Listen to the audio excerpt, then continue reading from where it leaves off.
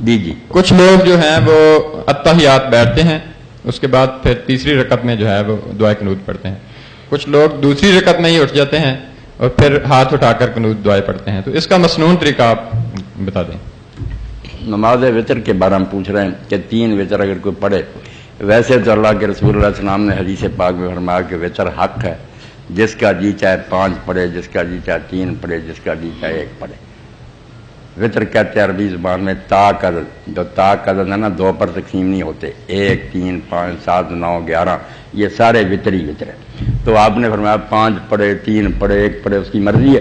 اس لیے اگر 1 پڑھی بس کر دے پھر تو یہ سوال ہی نہیں پیدا ہوتا.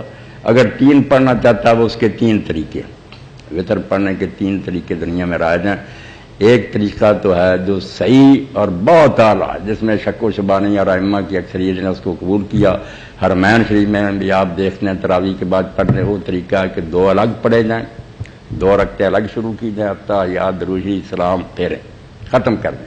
1 رکعت پھر اٹھ کر اکیلی پڑھیں، وہ نئی شروع کریں، اس میں پھر ثنا پڑھیں، فاتحہ سورت پڑھیں، قنوت پڑھیں، اس کو الگ پڑھیں.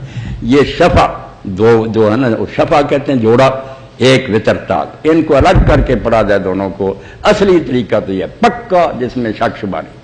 دوسرا طریقہ یہ ہے کہ اکٹھے پڑھے اور درمیان میں نہ بیٹھے. جیسے میرے بچے نے کہا کہ کئی لوگ اہل حدیث حضرات ایسے ہی کرتے ہیں کہ درمیان میں نہیں بیٹھتے، دوسری رکعت پر اٹھ جاتے ہیں، تیسری پر بیٹھتے ہیں، مغرب کی طرح نہیں پڑھتے، درمیان میں تشہد نہیں پڑھتے.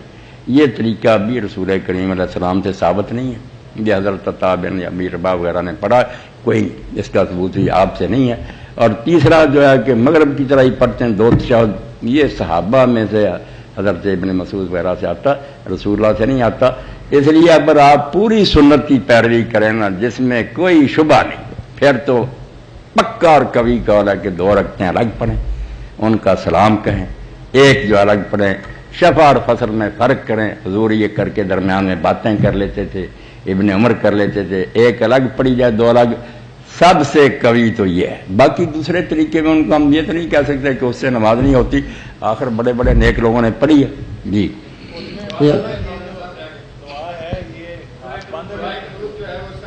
دعائے قنوت کا پوچھا آپ نے.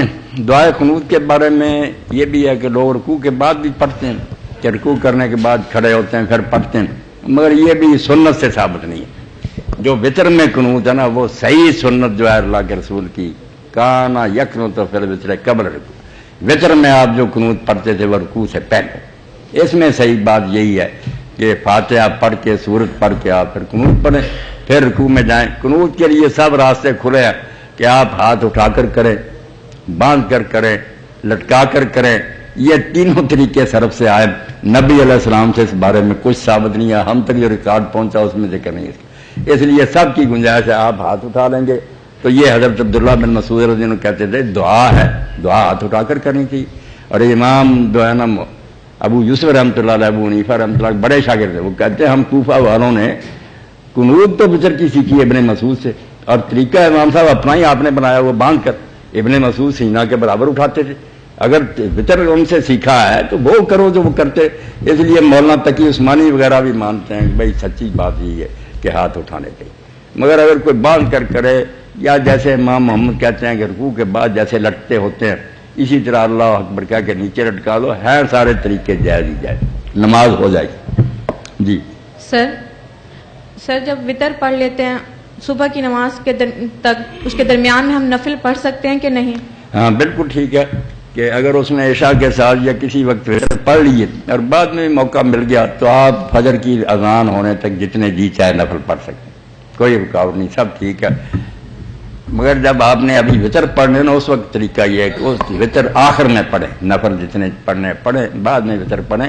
وہ مسئلہ صرف یہ کیونکہ کئی لوگوں کا میں نے دیکھا نا اچھے بھلے وہ کہتے ہیں ہم نے تو اٹھتے ہی پہلے وطر پڑھ لیے پھر نفل پڑھتے رہے. تو آپ نے طریقہ سمجھایا کہ رات کو اگر نماز پڑھنی ہے تو آخر میں پڑھو وطر، پہلے نفل جتنے جی چاہے.